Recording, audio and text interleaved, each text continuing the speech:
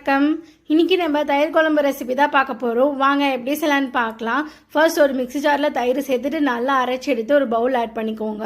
பொடியாக நறுக்கின வெங்காயம், ஒரு ஸ்பூன் வெறும் மிளகாத்தூள், இதுக்கு தேவையான உப்பு, கொத்தமல்லி, அவ்வளோதான். இது எல்லாத்தையும் கலந்தீங்கன்னா தயிர் குழம்பு சூப்பராக ரெடி ஆகிடும். இது பச்சையாக சாப்பிட பிடிக்கலன்னா நீங்கள் எண்ணெயில் தாளித்து இதில் ஆட் பண்ணிக்கோங்க.